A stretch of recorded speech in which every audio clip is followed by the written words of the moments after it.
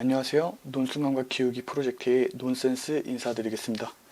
오늘의 첫 영상으로 2019년도 경희대학교 편입 사회계열 문제를 다뤄볼 예정인데요. 원래는 2015년도 모의부터 시작해서 차근차근 강의 영상을 이제 업로드를 하려고 했는데, 이 경희대 입학처에서 2019년도 채점 기준표와 예시 답안을 전부 내려서 2019년도 문제 공부하시는데 좀 도움되시라고 이렇게 영상을 찍게 되었습니다.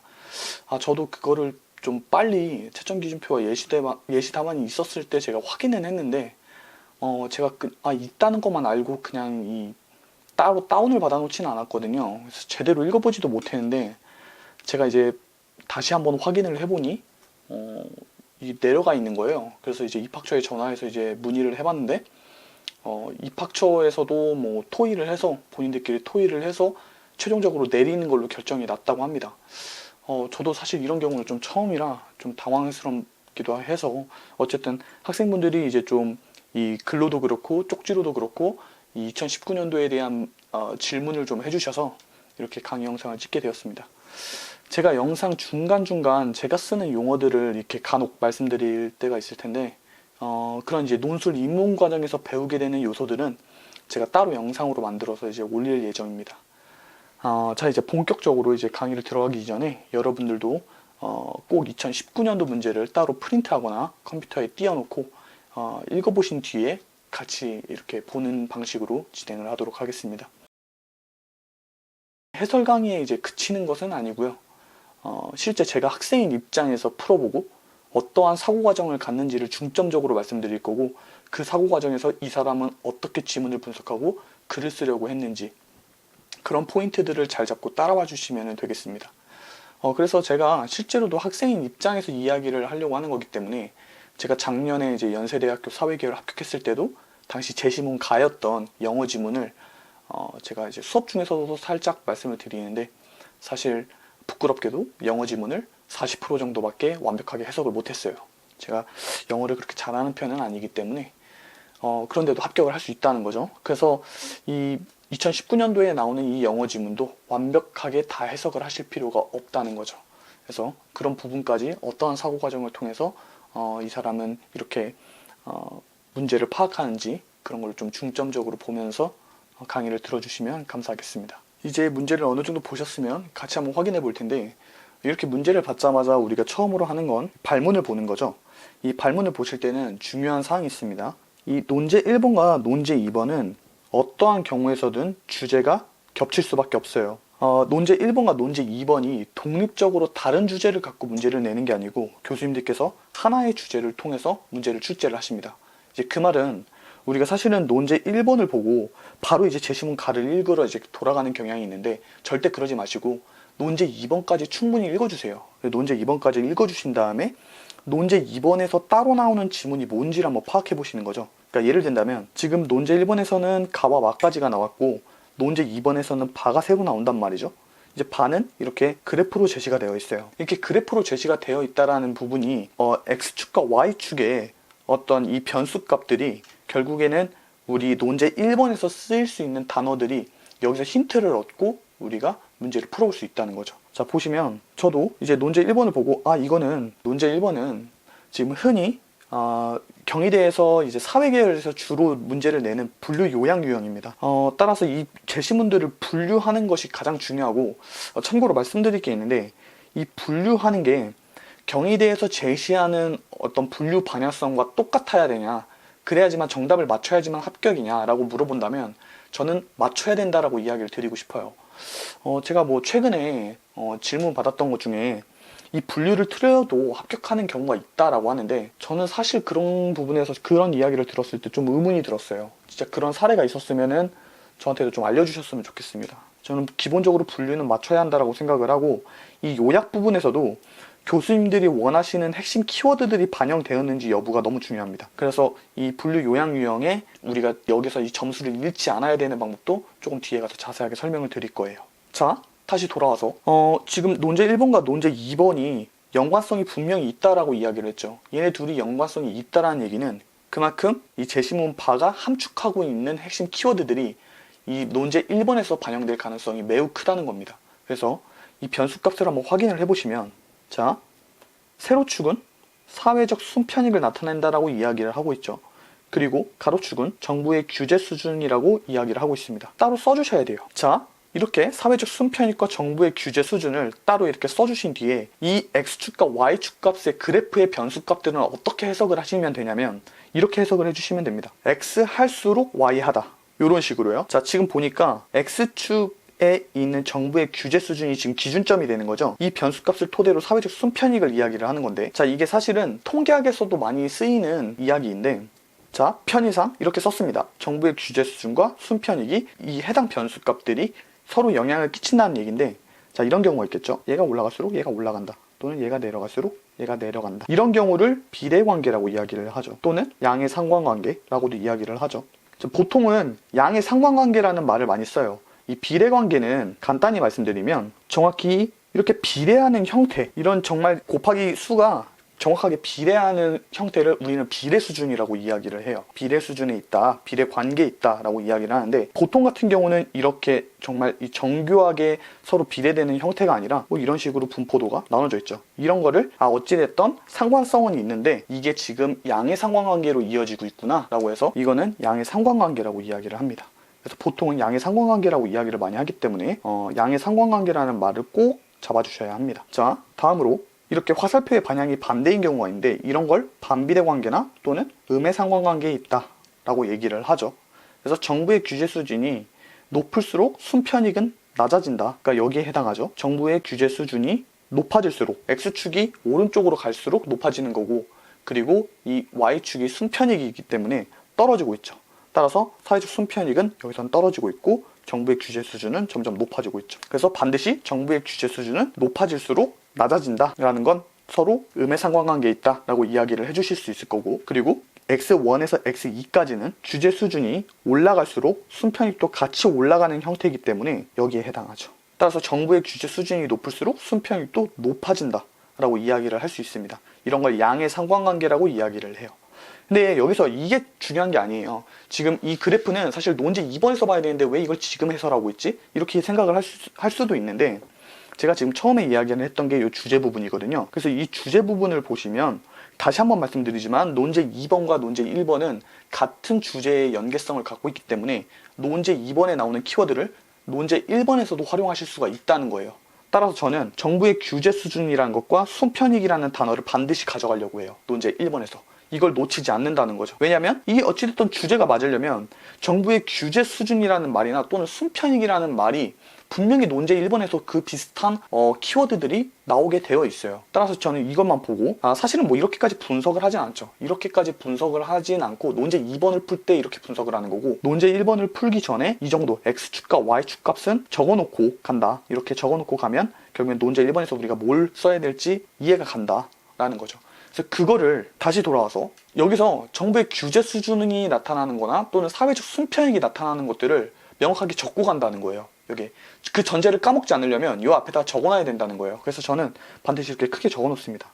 그래서 정부의 규제, 그 다음에 순편익 이렇게 적어 놓는다는 거죠. 근데 사실은 제가 지금 와서 말씀을 드리는 거지만 이렇게 정부의 규제가 나오잖아요. 그러면 이미 주제는 정해져 있어요, 사실. 그래서 두 가지 측면으로 주제가 왜 정해져 있는지 말씀을 드릴 수가 있는데, 먼저 첫 번째 같은 경우는 이 정부의 규제에 관련된 개념지식적 측면은 사실 정부의 규제가 타당하냐 타당하지 않느냐 이런 걸로 수시논술 문제에서도 그렇고 편입논술 문제에서도 굉장히 많이 나온 주제예요. 그래서 이 키워드만 보고도 결국에는 이게 분류되는 요소가 정부의 규제의 타당성을 이야기하는지 또는 부정성을 이야기하는지를 갖고 얘기할 가능성이 크다라는 걸 미리 저는 인지를 했다라는 거죠. 이거는 제가 지금까지 뭐 논술을 가르쳐왔던 것도 있고 제가 분석했던 것도 있기 때문에 사실 제가 이거를 앞에서 설명드리지 않고 그냥 갔던 이유는, 어찌됐든 학생분들 입장에서 처음 정부의 규제나 순편익이라는 단어를 처음 듣는 학생도 있을 수 있기 때문에 어찌됐든 최대한 이 제시문 내에서 우리가 조금 미리 추론해 볼 수 있는 내용을 말씀을 드리려고 이걸 따로 말씀을 안 드렸지만, 어찌됐든 개념지식적 측면에서 봤을 때 정부의 규제와 순편익은 너무나도 자주 출제되는 문제이긴 해요. 그리고 두 번째는 제가 제 칼럼에도 좀 작성을 해놨는데, 이 경희대 수시논술 문제와 편입논술 문제가 굉장히 많이 겹친다고 이야기를 드렸어요. 수시논술에 나온 문제들이 조금 다른 방식으로 편입 논술을 해서 문제가 만들어지거든요. 근데 결국에 그 둘이 갖고 있는 주제가 결국에는 동일해요. 그 말은 경희대 수시 논술을 어느 정도 공부를 해보신 학생이라면 이게 나왔다고 한다 그러면 얘랑 거의 비슷한 문제가 나왔구나 라고 생각을 해주신다는 거죠. 그래서 어찌되었던 이 두 가지 측면에서 봤을 때 정부의 규제라는 말이 딱 나오자마자 이 주제는 확실히 정해졌다. 정부의 규제를 우리가 타당성을 봐야 되느냐 아니면 부당하게 봐야 되느냐, 그 두 개 갖고 문제가 출제된다 이렇게 생각을 해주시면 될 것 같습니다. 어찌됐든 우리가 까먹지 않게 여기다 좀 써놓죠. 정부의 규제와 뭔가 순편익 관련돼서 전제를 해놔야 되겠구나. 그래서 이게 큰 틀의 전제예요. 그리고 나서 이제 지문을 제대로 읽는 거죠. 그리고 지문을 읽을 때 혹시라도 정부의 규제에 관련된 것들이나 순편익에 관련된 것들이 나온다 그러면 반드시 체크를 해주셔야 돼요. 그 부분이 분류의 개념 키워드가 될 것이고, 개념 키워드가 되면서 동시에 상호 간의 분류가 될 거거든요. 그래서 본격적으로 지문을 한번 분석을 해보도록 하겠습니다. 자, 이제 본격적으로 지문을 분석하기 전에 앞에서 말씀드린 것처럼 주제의 연관성을 고려해서 이 정부의 규제와 사회적 순편익이 암묵적 전제를 놓치지 않기 위해 이렇게 글을 써놓아요. 그리고 나서 이 지문 분석을 들어가는데 저 위에 관련된 문장들이 있다고 한다면 꼭 표시를 해놓고 요약을 할 때 반영하시는 것이 좋겠죠. 그래서 다시 한번 말씀드리지만 이 정부의 규제라는 단어와 사회적 순편익에 관련된 단어가 나온다 그러면 반드시 체크를 하셔야 돼요. 자, 그리고 이제 제가 본격적으로 어떻게 이 독해를 하는지 한번 잘 따라와 보시고 여러분들도 비슷하게 좀 잡아주시는 게 좋아요. 자, 먼저 영국의 도덕 철학자이자 법계가인 제레미 벤담은, 이게 주어예요. 그럼 여기 필요 없죠. 지워버리는 거죠. 인간의 타고난 권리라는 말에 조롱을 퍼부으며, 자, 권리라는 말에 조롱을 퍼부었다라는 거니까 여기에 부정적으로 받아들이고 있는 거죠. 참고로 이렇게 마이너스 기호를 하는 건 플러스 마이너스를 해서 얘는 긍정적인 것, 얘는 부정적인 것 이렇게 표시를 합니다. 그래서 이거는 간단하게 알고만 계시고, 다시 그런 권리를 중마에 올라탄 헛소리라고 불렀다 라고 이야기를 하고 있기 때문에 여기서도 마찬가지로 부정적으로 보고 있어요. 그래서 제레미 벤담은 권리에 대해서 굉장히 안 좋게 부정적으로 봤다라는 거죠. 그에 따르면 삶의 목적은 주어져 행복을 추구하는 것이고, 행복은 고통을 피하고 쾌락을 얻는 데 있다. 도덕의 최고 원칙은 또 주어네요. 행복을 극대화하는 것. 사실상 앞의 문장과 동일해요. 그래서 저는 여기 그렇게 크게 중요하다라고 보지 않았고, 우리는 모두 쾌락을 좋아하고 고통을 싫어한다. 중요한가요? 하나도 안 중요하죠. 이런 부분에서 필요 없는 문장이라고 생각되는 건 과감하게 지워주세요. 왜냐면 우리가 이제 답안을 작성을 할 때 보통은 이 지문에 나온 내용들을 다시 보기 마련이거든요. 이 다시 보실 때 이런 부분들은 쓸데없이 다시 볼 필요가 없다라는 의미에서 다시 지워주시는 거예요. 그래서 필요 없고, 다시 이제 지문을 또 분석을 해보겠습니다. 이러한 원칙은 이 사실을 인정할 뿐 아니라 도덕적, 정치적, 경제적 삶의 기초가 된다라고 되어 있는데, 여기서 제가 뿐 아니라 해서 강조해서 읽은 이유는 not only but also 구조죠. 그래서 영어도 A뿐만 아니라 B도라고 하면 이 부분이 중요하듯이 한국에서도 똑같이 이 부분이 중요하게 돼요. 그리고 이 원칙은 개인만이 아니라 입법자에게도 적용된다라고 되어 있는데, 사실 뭐뭐만이 아니라 뭐뭐뿐 아니라 똑같죠. 뿐만 아니라 해서 많이 빠진 거고요. 뿐만 아니라 해서 뿐이 빠진 거예요. 그래서 여기 사실상 두 개가 똑같다고 보시면 될 것 같아요. 그래서 입법자에게도 적용된다라고 했는데 여기서는 굉장히 중요해져요. 저한테는 의미가 확 다가온다는 거죠. 왜냐면 우선 여기서 중요한 기술법이기도 하고, 이 B 부분이니까. 그리고 이 규제, 아까 전에 우리가 암묵적 전제를 놓치지 말라고 했던 이 정부의 규제 부분이 있죠. 이 규제 부분과 뭔가 연관성이 있는 키워드가 나왔죠. 그래서 여기서부터는 저는 중요하게 보겠다는 거예요. 자, 그럼 이 앞에 있는 내용들은 기본 전제였고, 저한테는 이 뒤부터가 좀 중요하게 되는 거죠. 자, 사회의 행복은 개인의 행복을 합친 것이면 입법의 목적은 주어져 사회 전체의 행복을 증진시키는 것이다. 앞에서 얘기했던 이 삶의 목적을 행복을 극대화시키는 거랑 똑같죠. 얘는 사회 전체의 행복을 증진시키는 거라고 하고 있어요. 이 앞에서는 그 제레미 벤담이 이야기했던 어떤 삶의 목적이나 도덕의 최고 원칙, 그러니까 즉 개인의 측면에서 이야기를 했다고 한다면, 뒤에 부분은 이제 사회적 측면, 즉 입법의 측면에서 이야기를 한 거죠.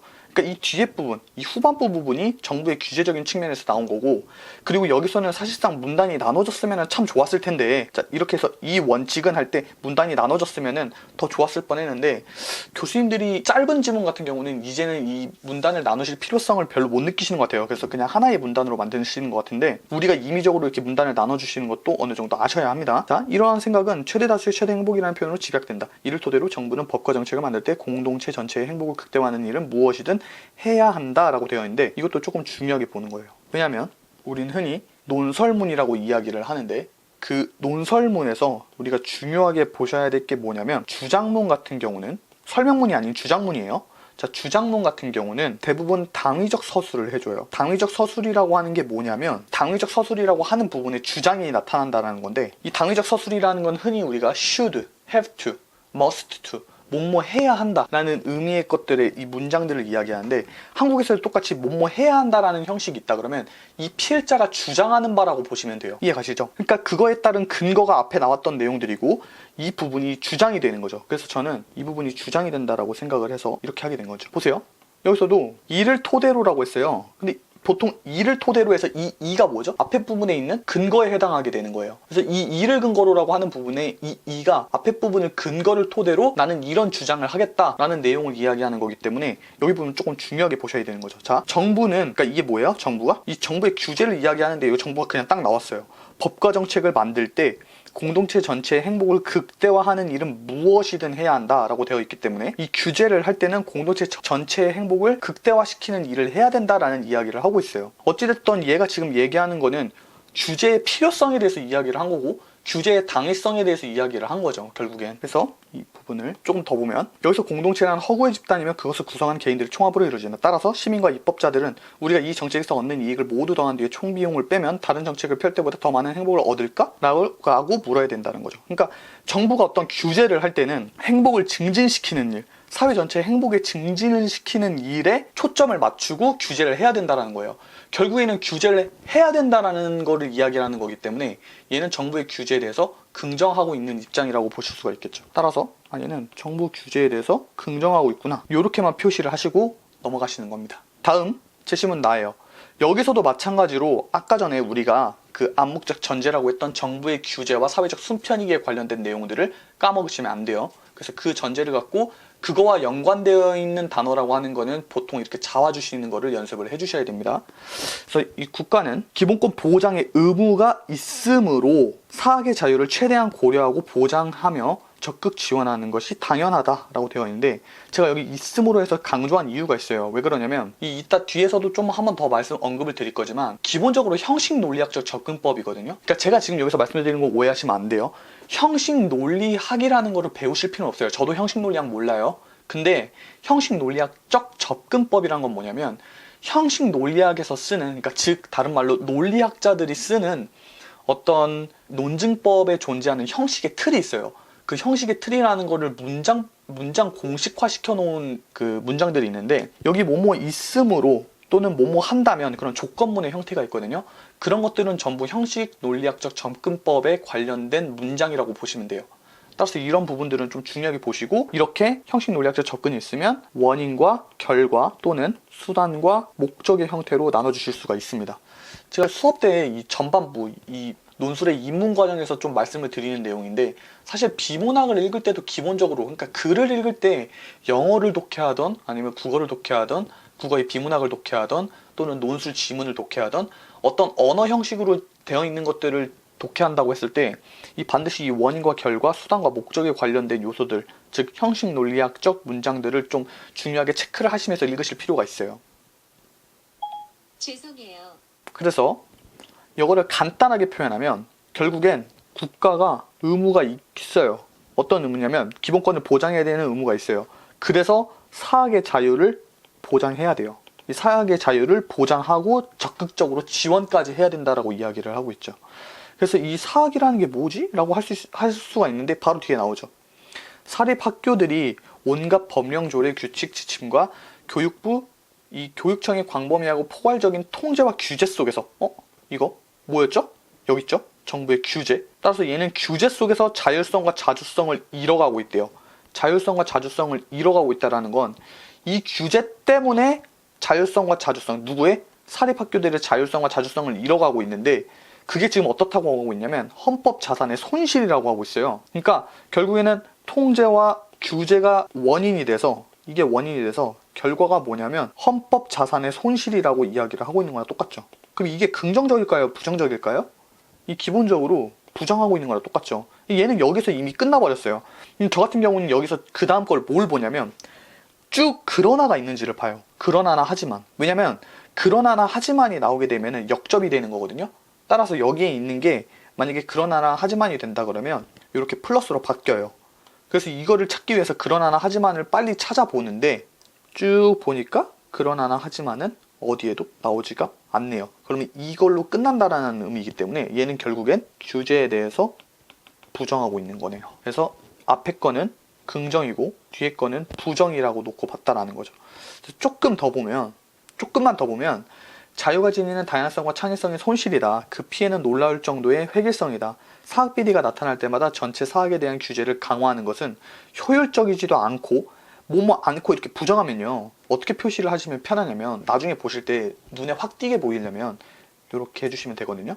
효율적이지 않고라고 했으니까 결국엔 규제를 강화하는 것이 이게 주어인데 규제를 강화했더니 결국엔 효율이 떨어지네요. 그죠? 그리고 명백한 한계가 있어요. 규제가 적어서 사학 비리가 발생하는 것이라고도 볼 수가 없대요. 그래서 사학 비리가 나타날 때마다 규제를 강화하는 것은 효율적이지 아니라고 했잖아요. 근데 규제가 적어서 사학 비리가 발생하는 것도 아니기 때문에 결국에는 원인이 될 수가 없다는 거예요. 그 규제의 측면이. 그리고 규제는 또 다른 규제를 낳게 되는 이 한계도 존재한다라는 거죠. 앞에서 한계가 있다고 했으니까. 그래서 사립학교라는 교육과정에서 발생하는 문제는 사학의 자율성을 줍고 본래의 명예를 되찾게 하는 것이 효과적인 대처가 될 것이다. 평등 이념을 강조한 나머지 사립학교에 대한 반감으로 사학에 대한 규제를 강화한다면, 여기 다면 또 나왔죠.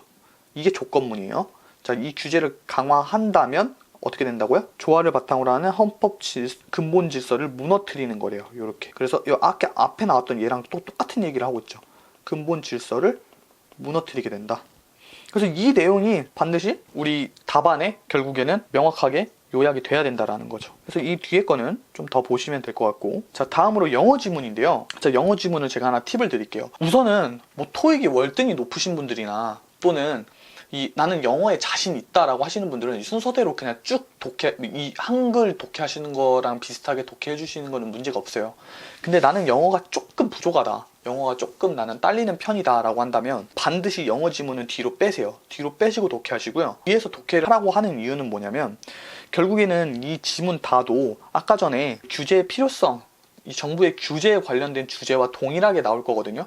근데 얘도 지금 분류가 될 건데 앞에서 규제를 긍정하느냐 부정하느냐로 나눠졌단 말이에요. 그럼 얘도 분명히 긍정하는 측이든 부정하는 측이든 둘 중에 하나일 거란 말이에요. 근데 뒤에 마까지 읽었는데 가나 라 마까지 읽었는데 어느 정도 물론 이렇게 될 수도 있어요. 이렇게 분류가 된다고 한다면 다를 어디다 집어넣어야 되지? 이렇게 이 고민이 되실 수가 있어요. 그래서 약간 이 5개의 지문이 나온 게 조금 특이한 경우인데 만약에 이게 아니고 이런 식으로 되어 있었다고 한다면 다가 상식적으로 일로 들어가겠어요? 일로 들어가겠어요? 당연히 상식적으로 일로 들어갈 수밖에 없어요. 그렇기 때문에 이렇게 영어 지문을 읽으실 때는 이 뒤로 빼놓으신 다음에 혹시 이럴 경우를 대비를 하시고 영어 지문은 뒤에 해서 이제 힌트를 얻으시면서 그 방향성을 잡고 풀어주시면 되고요. 보통은 수시 논술 같은 경우는 이 분류하는 지문이 6개가 나와요. 그리고 원래 그 편입 논술에서 2018년도 같은 경우는 분류가 4개가 나왔고 그 다음에 작년, 그러니까 지금 이 문제가 5개가 나왔거든요. 그래서 이 보통은 6개가 나오고 4개가 나온다 그러면 이 하나의 지문이 영어 지문이라고 한다면 넣기가 편하겠죠. 물론 다른 그 지문들이 분류를 명확하게 했을 때, 그러니까 명확하게 맞췄다라는 전제가 필요하겠죠. 근데 뭐 보시면 아시겠지만 한글 지문이 그렇게 어렵진 않아요. 사실 그렇게 어려운 편은 아니에요. 그래서 어찌됐든 6개나 4개 정도면 좀 명확하게 집어넣을 수 있는데 5개일 때는 아까도 말씀드렸다시피 영어 지문을 제외하고 2대2 구조가 되면은 조금 힘들어지긴 하겠지만 그래도 혹시 1대3이 나올 수도 있기 때문에 영어 지문은 반드시 뒤로 배치를 시키고 풀어주시면 될 것 같아요. 그래서 얘도 마찬가지로 저는 제가 실제로 풀었을 때도 얘를 뒤로 빼놓고 풀었습니다. 그리고 이제 제시문 라를 한번 보실 건데요. 지금 제시문 라도 한번 보시면 얘도 마찬가지로 그거를 놓치면 안 되죠. 그런 부분들을 2014년 6월 14일 A국의 사회신용제도 구축 계획 발표에 전 세계가 주목했대요. 그래서 사회신용제도 구축 계획이래요. 그래서 이게 지금 얘가 얘기하려고 하는 소재인가 봐요. 그래서 소재를 명확하게 잡아주시고 A국 국민의 성실성, 도덕성 및 신용수준 향상이란 목적 아래 2020년까지 A국 전역에서 시행했다고 밝힌 이 제도는 간단히 말해 이 제도는 이라고 해서 이게 주어고 이게 그대로 받는 거죠. 간단히 말해 A국 국민 개개인에게 신용등급을 부여하는 것이다. 별로 의미 없어요. 지금 아직까지. 그리고 이에 상응하는 사회적 보상과 법적 제재를 가하는 제도이다. 이 느낌표가 딱 나와야죠. 자, 법적 제재를 가한다는 게 뭔 뜻이죠? 아까 앞에서도 이야기했지만 결국엔 법적 규제를 한다는 뜻이죠. 그래서 이 법적 제재가 나왔기 때문에 얘가 지금 나온 이유가 뭐냐면 법적 제재, 즉 규제를 하는 것이 있기 때문이구나, 이렇게 잡으실 수가 있죠. 그래서 자선활동, 헌혈, 봉사활동 등은 가산점을 부여하고 대중교통 요금 체불 등 위법 및 비도덕적 행위에 대해서는 감점한다. 그래서 점수가 좋지 않으면 일정 기간 비행기나 기차 이용 불가능해지고 대출구직 자녀의 입학 등에도 제약을 받을 수 있다. 그래서 이게 결과값이에요. 그러니까 점수가 좋지 않다는 게 원인이죠. 그래서 점수가 낮으면 결국엔 뭔가 제약들이 많아진다라는 거예요. 이게 이 점수가 낮아지는 또 원인이 뭐라고 했죠? 아까 전에 얘기했던 사회신용제도, 그러니까 즉 사회신용제도에서 내리는 어떤 감점이 많아지면 점수가 낮아지게 되고 결국에는 제약이 높아진다. 그 다음에 여기는 문단이 나눠져 있네요. 자, 이 제도가 사회적으로 어떠한 파급 효과를 미칠지 상상해보자. 파급 효과라고 했어요. 이 효과라는 게 결국엔 결과값이거든요. 어떤 결과를 미칠지, 그러니까 원인이 되는 게 이 사회신용제도고 어떠한 결과를 미칠지가 이 뒤에 나오게 돼요. 자, 우선 독재 정권이 꿈꾸는 완전한 통제가 가능해질 것이다. 어때요? 딱 봐도 안 좋아 보이죠? 우선이라고 했기 때문에 이거 첫 번째로 이렇게 제시를 해줄 수가 있어요. 독재 정권이 꿈꾸는 완전한 통제가 가능해진다. 만약 어떤 청년이 반사회적 반국가적 내용이나 정보를 인터넷에 올리면 정부는 그를 쉽게 찾아낼 수 있고, 어떤 어머니가 교통신호를 위반하거나 불법 주차를 하거나 공공요금을 납부하지 않으면 그녀에 따른 좋은 학교에 입학하는 것이 어려워질 수 있다. 여기까지 뭐예요? 예증하고 있죠. 자, 예증이라는 게 뭐냐면 사례를 제시하면서 증명을 했다라는 거예요. 이거는 요약을 안 하셔도 됩니다.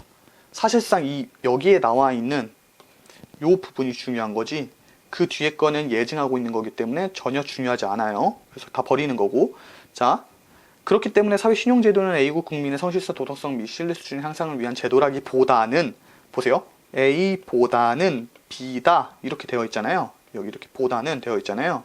그럼 반드시 이렇게 표시해 주세요. A는 아니구나. A보다는 B라는 거는 A는 아니란 소리예요. 그 말은 이거는 이 도덕성 신뢰 수준 향상을 위한 제도가 아니기 때문에 여기다 X 표시를 해주시고, 사회 감시를 위한 제도가 맞네, B 부분이 맞네, 여기에요. 그래서 즉 얘는 사회 감시 제도고, 이 사회 감시 제도라는 건 결국엔 그 규제, 정부의 규제를 뜻하는데 얘는 결국에는 부정적으로 이야기를 하고 있는 거랑 똑같죠. 정부의 규제에 대해서. 그래서 여기에서는 독재 정권이 꿈꾸는 완전한 통제가 가능해진다는 위험성, 그런 것들을 이야기를 하고 있어요. 뭐를 통해서? 소재를 사회신용제도를 통해서. 그래서 여기 사회신용제도와 독재 정권이 꿈꾸는 완전한 통제, 그 다음에 사회감시, 이게 핵심 키워드로 반영이 되면 점수를 잃을 리가 없겠죠. 자, 다음으로 제시문 마입니다. 많은 사람이 지적하는 공리주의의 가장 두드러진 약점은, 약점이래요. 공리주의의 가장 두드러진 약점이라고 했기 때문에 뭔가 공리주의의 한계에 대해서 얘기를 할 것 같네요. 그래서 이렇게 표시를 한다는 거예요. 얘도 주어, 개인의 권리를 존중하지 않는다는 점이래요. 그래서 개인의 권리를 존중하지 않는 게 얘 약점이라고 했기 때문에 한계가 개인의 권리를 존중해야 된다라는 거죠, 원래는. 그래서 얘는 이게 좀 중요하다라고 보는 거예요. 개인의 권리를 존중하는 거. 오직 만족의 총합에만 관심을 두는 탓에 개인을 짓밟을 수 있다. 이게 좋다는 거예요? 나쁘다는 거예요? 나쁘다는 거죠. 자, 공리주의자들에게 개인은 단지 사람들의 선호도를 더할 때 계산되는 하나의 항목에 지나지 않는다. 그래서 이 선호도를 더하는 어떤 양적 공리주의의 문제점에 대해서 이야기를 하고 있는데, 사실 제시문 가와 저는 겹치는 내용이라고 봐요. 왜냐면 이건 결국엔 제레미 벤담이 이야기를 했던 양적 공리주의 내용에 맞는 거기 때문에. 어찌됐든 우리가 지금 정부의 규제 부분에 맞춰야 되는 거는 아직 안 나왔어요. 공리주의 논리를 일관되게 적용한다면, 뭐뭐 한다면, 아까 전에도 얘기했지만 뭐뭐 한다면은 조건문의 형태라고 얘기를 했어요. 사람을 다룰 때 우리가 예의와 존중의 기본 규범을 어기는 특정한 행위도 용인하는 꼴이 된다. 그리고 테러리스트에 대한 고문행위가 정당한지를 예로 들어보자. 또 예시 들어드리고 있네요. 만약 당신이 공리주의 논리를 내세운다면 엄청난 인명피해와 고통을 막기 위해 한 사람에게 극심한 고통을 주는 행위가 도덕적으로 정당하다고 주장할 수 있는데, 근데 인권과 인간의 존엄성이 공리를 넘어서는 도덕에 기초한다는 점에서 보자면 이는 잘못된 것이다. 얘가 주장이죠. 그러니까 여기서 얘기하는, 아까 앞에서 얘기했던 공리주의 논리를 일관되게 적용하면 예의와 존중의 기본 규범을 어기는 특정한 행위도 용인하는 꼴이 된다는 건데, 이게 지금 잘못된 것이래요. 그러니까 이 예시를 보시면은 좀 알겠죠. 얘도 예증에 해당하는데, 예시를 보시면 아무리 나쁜 테러리스트라고 하더라도 그에게 뭔가 자백을 얻기 위해서 뭔가 어떤 고문을 가하거나 고통을 주게 되면은, 그러니까 도의적인 문제가 발생할 수 있다는 거예요. 그래서 우리나라에도 뭐 이 배경 지식까지 얘기해드릴 필요는 없지만 바로 여기서 떠오르는 거는 뭔가 증거재판주의죠. 그래서 이 고문을 해서 얻은 증거는 증거의 효력이 없어서 지워지게 되는 거죠. 그런 거나 비슷해요. 그래서 여기까지의 내용은 지금 보면 어찌됐든 공리주의한테는 문제가 분명히 존재하는데, 그 공리주의의 문제가 뭐냐면 이 개인의 권리를 훼손시킬 수 있다는 내용이에요. 지금 여기까지 내용이. 자, 공리주의자들은 공리주의가 행복을 계량하고 통합하고 계산하는 도덕과학이라고 주장하는데, 공리주의는 사람들의 선호를 심판하지 않고 다만 그 무게를 잰다. 따라서 모든 사람의 기호는 동등하게 계산된다. 도덕적 선택을 과학으로 만들 수 있다는 가능성 덕에 오늘날 경제 분야의 논리적 사고에 상당한 밑거름이 된다. 그러나 사람들의 기호를 더하려면 그것들을 하나의 저울에 올려놓고 계량해야 된다. 그래서 여기서도 뭐뭐 하려면 이라는 건, 기호가 지금까지는 아까 전에도 뭐뭐 한다면 이렇게 되었을 때 제가 화살표를 이렇게 표시했잖아요. 근데 더 하려면 이러면 화살표가 이제 반대로 바뀌어요. 그래서 여기 부분이 목적이 되는 거고요, 결과가 되는 거고요, 뒤에가 수단이나 원인이 돼요. 그래서 이 계량해야 한다라는 건 수단 또는 원인값이 되는 거죠. 벤담이 생각한 공리도 바로 그러한 단일통화다. 하지만 도덕적 행위를 모두 단일통화로 바꾸는 과정에서 뭔가 잃는 것은 없을까? 라고 질문하고 있죠. 공리주의에 대한 두 번째 반박은 이런 의구심에서 나온다. 이 반박에 따르면 모든 가치는 공통된 하나의 통화로 파악할 수 없고, 누군가의 감소한 또는 증가한 행복은 전적으로 주관적인 성격을 지니기 때문에 개인 간 양적 비교를 할 수 없다. 그러니까 얘는 지금 정확하게 얘기하면은 아까 전에 우리 전제로 깔아야 됐던 그 정부의 규제 부분과 정확하게 일맥상통하는 문장을 찾기가, 명시적으로 찾기는 어려워요. 근데 그럼에도 불구하고 우리가 이 최대한 비슷한 부분을 맞춰주려고 해야 되는데, 지금 하나의 저울에 올려놓고 계량해야 한다, 사람들의 기호를 더하려면 그것들을 하나의 저울에 올려놓고 계량해야 한다라는 거는 하나의 기준으로만 판단할 수 없다는 건데, 뭐 어떤 상대적인 관점이나 상대적인 기준에 대해서 이야기를 하는 게 아니고 그냥 일방향적으로 하나만 이야기를 하는 거기 때문에 이 규제의 성격에 대해서 이야기를 하는 것과 같아요. 그래서 여기서 얘기하는 이 단일통화도 결국엔 규제의 성격과 맞닿아 있는 거죠. 이 과정에서 잃는 게 분명히 있다는 건데, 그 잃는 게 뭐예요? 바로 개인의 권리가 훼손된다는 거죠. 그래서 이 규제 때문에 개인의 권리가 훼손될 수 있다는 얘기예요. 여기서 나오는 이 테러리스트도 만약에 법에서 테러리스트의 용의자들, 그러니까 피고인이나 피의자가 아니고요, 용의자, 그러니까 아직 용의선상에 오른, 의심만 가는 그런 사람들을 우리가 고문을 해서라도 반드시 이 다수의 생명을 지켜야 된다라는 법이 있다고 한다면 그 사람들을 마음대로 고문시켜도 되는 거예요. 그것 중에 하나의 일례가 뭐였죠? 우리나라가 국가보안법이 있었죠. 이게 규제의 성격을 이야기를 하는 거기 때문에 결국에는 얘는 규제에 대해서 부정을 하고 있구나, 이렇게 보실 수가 있다는 거죠. 이렇게 지문들을 분석을 하실 때 저는 가급적이면 앞에다 전제를 까는데, 여기서 나오는 것처럼 이 논제 2번에 제시문 바에 나오는 이 키워드를 통해서 주제가 결국에는 연계된다 라는 부분을 통해서 최대한 이 제시문 가부터 마까지 같이 본다라는 의미고, 자, 이제 우리 영어 지문을 봐야겠죠? 영어 지문을 보기 전에 우리가 아까 전에 말씀드렸다시피 정부의 규제에 대해서 긍정하는지 부정하는지를 한번 나눠보죠. 자, 제시문 가 같은 경우는 긍정하고 있어요. 나는 부정하고 있죠. 라도 부정하고 있어요. 마도 부정하고 있죠. 그래서 지금 가 혼자 편이고 나와 마는 정부의 규제에 대해서 부정하고 있어요. 정부의 규제에 대해서 긍정하고 있는 가가 나왔고, 이제 다를 봐야 되는데, 상식적으로 다가 여기로 갈까요? 여기로 갈까요? 여기로 간다라는 거죠. 왜냐면 일로 가면 1대4가 되니까 균형성이 안 맞잖아요. 교수님들은 이렇게 문제를 안 내신단 말이죠. 그래서 가다 대 나라마로 잡을 수가 있는데, 다가 결국에는 규제의 필요성에 대해서 이야기를 하거나 또는 규제가 정당화된다.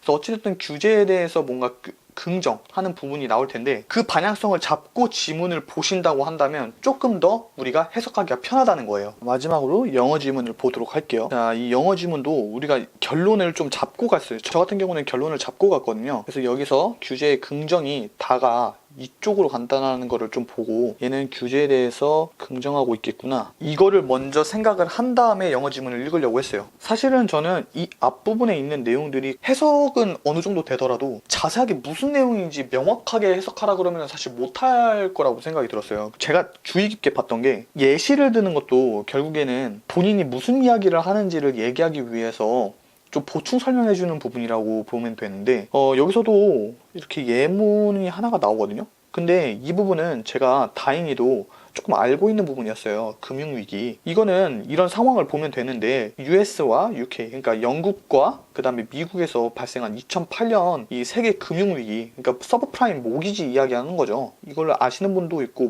모르시는 분도 있을 텐데, 이거는 사실 우리가 그 논술을 준비해서 시사 이슈를 공부한다라고 하시는 분들은 이 서브프라임 모기지에 대해서 굉장히 잘 알고 계셔야 돼요. 그래서 이 정도는 저는 알고 있었기 때문에 이걸 얘기하는 거였구나 이렇게 생각이 들었고, 그 다음부터 이제 좀 그 해석을 해보자면, 그런 개인 금융 기관은 바꿀 수가 없었대요. 그들의 시스템을. 어떤 시스템이냐면 보상 시스템이래요. 그래서 뭐가 없이냐면 losing talented staff니까 뭔가 재능 있는 스태프의 손실 없이는 결국에는 보상 체계를 바꿀 수 없었다라는 거죠. 그래서 결국에는 손실이 있었다라는 얘기를 하고 있는 거예요. 근데 소가 나왔죠.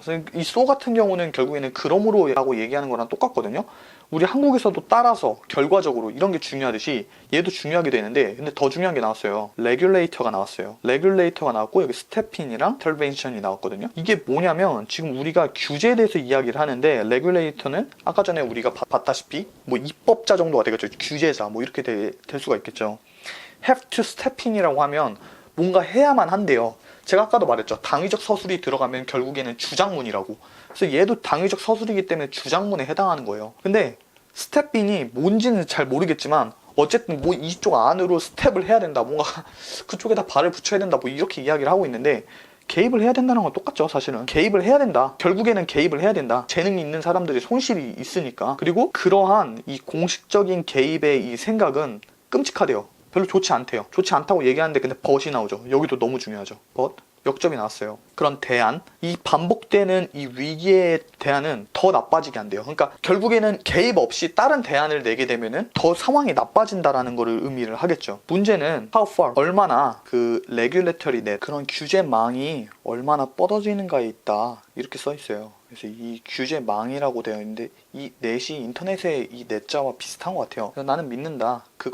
그것이라고 하는 거는 바로 전문장에서 찾아야 되는데, 이걸 뜻하죠. 규제망이 커버를 해야만 한다. 모든 시스템적인 중요한 그런 금융기관에. 이 라인을 그리는 것은 간단치는 않지만 문제가 되는데, 이 모든 규제에 문제가 된대요. 그래서 나는 이해한다고 얘기를 하고 있죠. 그 뱅커들, 은행가들이 이거를 좋지 않다라고 생각하는, 이것이라고 하는 게 결국에는 이 규제를 이야기를 하는 거겠죠. 그래서 여기서 그대로 또 받게 되는데, 여기서 또 그러나가 나와요. 그러나 하나는 확실한가 봐요. 이거는 확실하게 이야기를 할 수 있나 봐요. 전쟁은 투투구문이 나왔어요. 이 정도는 아시겠죠? 너무 못모해서 못모할 수 없다. 전쟁은 너무나도 중요하기 때문에 장군을 그냥 둘 수가 없는 것처럼 은행 문제도 너무 중요해서 그 은행가들을 그냥 둘 수가 없대요. 그 말은, 그냥 둘 수 없다라는 말은 규제를 해야 된다라는 거 이야기를 하는 거죠. 그래서 저는 이 뒤에 부분, 이 소 뒤에 부분부터 요약을 해서 이렇게 규제를 해야 된다라는 내용, 은행가들한테 문제를 해결하도록 놔두는 것보다